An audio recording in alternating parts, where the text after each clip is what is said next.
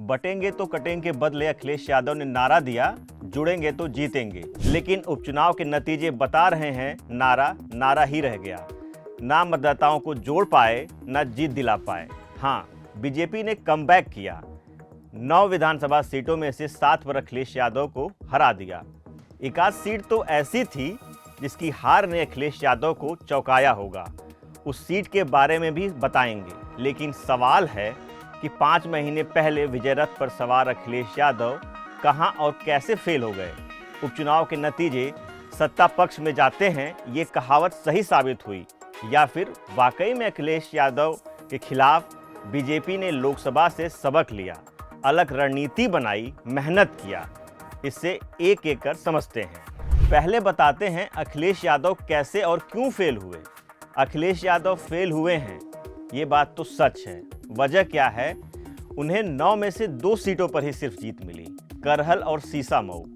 2 seat तो ऐसी थी जो 2022 के चुनाव में उन्होंने जीत हासिल की थी, कटहरी और कुंदरकी सीट। ये दोनों सीटें हाथ से निकल गईं।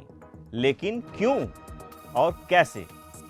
पहली वजह, मुस्लिम मतदाताओं को जोड़ नहीं सके। जी हाँ, अखिलेश यादव यहाँ पर चूक गए। लोकसभा के चुनाव में मुस्लिम मतदाताओं का एकमुश्त वोट मिला। उपचुनाव में भी यही नैरेटिव था, मुसलमान वोटर सपा के साथ हैं। लेकिन ग्राउंड पर कुछ और ही पिक्चर चल रही थी। इसे मीरापुर और कुंदरकी सीटों के नतीजों से समझते हैं। मीरापुर से बीजेपी की गठबंधन साथी आरएलडी उम्मीदवार मिथिलेश पाल की जीत हुई, 30,000 वोट मिले। समाजवादी पार्टी उम्मीदवार सुंबुल राणा को 53,000 वोट मिले। तीसरे नंबर पर चंद्रशेखर आजाद की पार्टी के उम्मीदवार जाहिद हुसैन को 22,000 वोट मिले। चौथे नंबर पर रहे एआईएमआईएम उम्मीदवार मोहम्मद अरशद को 18,000 वोट मिले। मीरापुर में 38% मुस्लिम और 37% ओबीसी वोटर है। कुंदरकी सीट पर मिली हार अखिलेश यादव के लिए चौंकाने वाली है। 31 साल बाद यहां से बीजेपी की जीत हुई। रामवीर सिंह ने 1,44,000 वोटों से समाजवादी पार्टी के मोहम्मद रिजवान को हराया। इस सीट पर कुल 12 में से 11 उम्मीदवार मुस्लिम थे। इस मुस्लिम बाहुल सीट पर 60% मुसलमान वोटर हैं, लेकिन बीजेपी को भी मुस्लिम समुदाय ने वोट किया। वजह क्या है? वजह है बीजेपी उम्मीदवार की मुस्लिम समुदाय में अच्छी पकड़ थी। कुंदरकी में अखिलेश यादव को एक तरफा वोट अब की बार नहीं मिला। नतीजा क्या हुआ? उनकी हार हुई। दूसरी वजह क्या है? दूसरी वजह है दलित मतदाताओं को साथ रखने में फेल साबित होना। लोकसभा के चुनाव में अखिलेश यादव ने संविधान बदलने की बात कही, दलित वोटर्स को अपने साथ लिया, उन्हें साध लिया। लेकिन 5 महीने बाद यही मतदाता उनसे छिटक गए। अखिलेश यादव उन्हें रोके रखने में फेल साबित हुए। मझवा, फूलपुर और कटहरी की सीट इसके उदाहरण हैं। मझवा में समाजवादी पार्टी की करीब 5,000 वोट से हार हुई। इस सीट पर तीसरे नंबर पर रहे बीएसपी के दीपक तिवारी को 34,000 वोट मिले। चौथे नंबर पर चंद्रशेखर आजाद की पार्टी के उम्मीदवार शंभूनाथ को करीब 3,000 वोट मिले। अगर लोकसभा जैसा माहौल होता तो शायद इसमें से कुछ वोट अखिलेश यादव को शायद मिल जाते। अब बात फूलपुर की। यहां से समाजवादी पार्टी उम्मीदवार मोहम्मद सिद्दीकी की 11,000 वोटों से हार हुई। यहां भी तीसरे नंबर पे बीएसपी उम्मीदवार जितेंद्र कुमार को 20,000 वोट और चौथे नंबर पर आजाद समाज पार्टी के शाहिद खान को 4400 वोट मिले। कटहरी सीट पर समाजवादी पार्टी उम्मीदवार शोभावती वर्मा की 34,000 वोटों से हार हुई। तीसरे नंबर पर रहे अमित वर्मा को 41,000 और चौथे नंबर पर रहे आजाद समाज पार्टी के राजेश कुमार को 5,000 वोट मिले। तीसरी वजह बताते हैं, अखिलेश यादव का ओवर कॉन्फिडेंट में होना।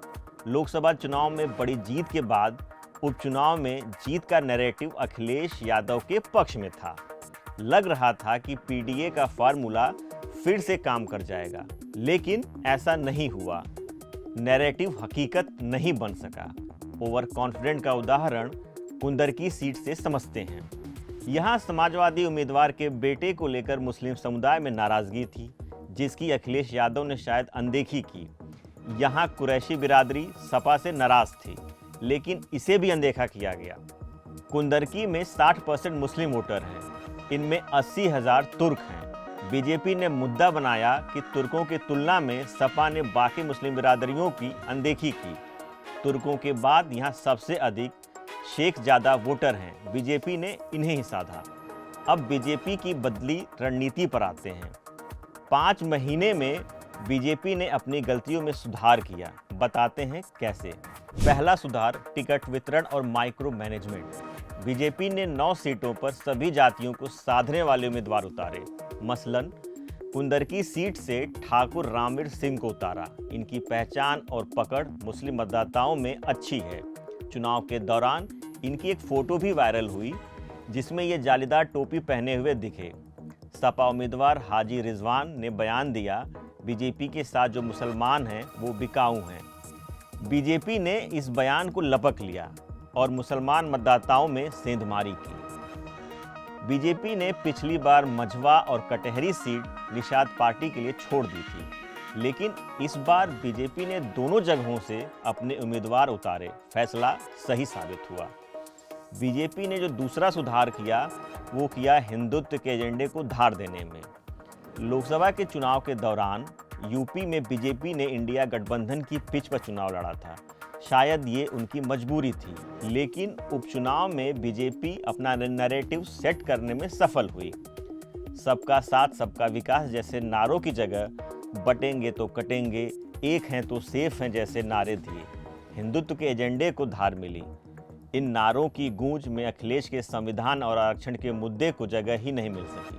अब सवाल आता है कि क्या बीजेपी को बीएसपी और ओवैसी के चुनाव लड़ने से फायदा हुआ? इसका जवाब कुछ हद तक हाँ में है। लोकसभा के चुनाव में ओवैसी की पार्टी एआईएमआईएम ने यूपी में चुनाव नहीं लड़ा, लेकिन उपचुनाव में कुंदरकी, मीरापुर और गाजियाबाद से उम्मीदवार उतारे। तीनों जगहों पर इनके उम्मीदवार चौथे नंबर पर रहे। बीएसपी भी चुनाव में एक्टिव दिखी। मायावती ने 14 साल बाद किसी उपचुनाव में उम्मीदवार उतारे। हालांकि बीएसपी तीसरे नंबर से ऊपर नहीं बढ़ पाई। बसपा ने इससे पहले पिछला उपचुनाव 2010 में लड़ा था। उपचुनाव के नतीजे आ चुके हैं। कुल जमा हासिल बीजेपी को सफलता का नया नारा बटेंगे तो कटेंगे और एक हैं तो सेफ है मिल चुका है, जो कुछ हद तक जीत दिलाने में बूस्टर का काम करता दिख रहा है। अखिलेश यादव ने हार के बाद ट्वीट किया, असत्य का समय हो सकता है लेकिन युग नहीं। अब तो असली संघर्ष शुरू हुआ है। शायद अखिलेश यादव समझ चुके हैं कि लोकसभा चुनाव की जीत के फ्लो से 2027 में कामयाबी नहीं मिलने वाली, बल्कि पीडीए के फार्मूले को धार देते हुए नए सिरे से कमर कसने की ज़रूरत है।